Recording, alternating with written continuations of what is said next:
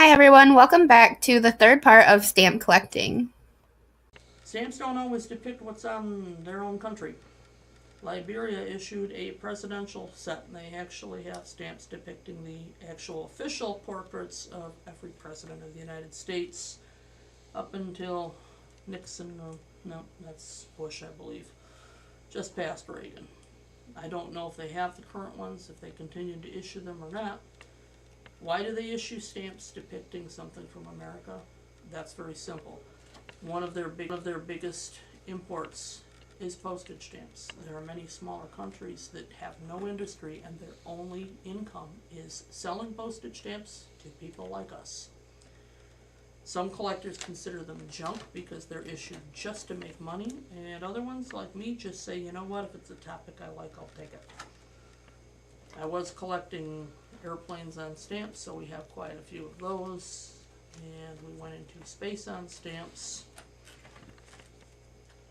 which got a little bit interesting when you get into some of the Star Wars. There's a lovely Star Wars cartoon. And then we got into the cats, which I played with a little bit and didn't do. We have dinosaurs, butterflies, you name it, it's on a stamp. A lovely picture of somebody doing just a swing on a parallel bar, just gymnastics, but it's the whole swing. Lots of fun things like that. This particular stamp, I have a couple copies of this, and this one is particularly interesting to me because that is a stamp that was issued to commemorate Chautauquas, not Chautauqua Institution. At that time, Chautauquas meant people pitching tents and imitating Chautauqua Institution around the country. They were doing tent revivals, and they referred to them as Chautauquas. And when they had the particular anniversary of this one in 1999, they were doing the lovely 1874 was the beginning of Chautauqua, by the way. They decided to do a commemorative issue. They wanted this postage stamp used, and they had this lovely cachet, which is the picture on the envelope, designed. And that was actually designed by a local artist, and it was actually printed by our company. And then we purchased the stamps for them. They had them postmarked by their post office, and they had the artist sign them, and they were selling them. So we pretty much provided every part of this envelope for that, which I thought was pretty cool, so I kept one. Oh yes, you can get into some really strange things here.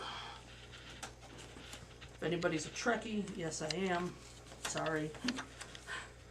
There are lots of Star Trek stamps, and there are various small places that don't actually exist. This particular stamp is supposed to be a Russian stamp, and it purportedly shows the similarities between John Lennon and Groucho Marx, and it was kind of a Russian thing. It's not a real stamp. It was not issued by any country that would ever issue stamps. They did not have permission to issue it, and it was never intended to move the mail. The definition of a postage stamp is it is intended to actually move mail. It is not intended for just collectors. So it's not a real stamp. And if you Google it, you'll see that that's a pretty popular comparison between Groucho Marx and Lenin, and you'll also see that several of the things have been disproved. Instead of going out into the cold, stay in and stay warm and watch us on YouTube. Thanks for watching. Make sure to subscribe, like, and comment, and follow us on Facebook, Instagram, and Twitter. We'll see you next time with part 4.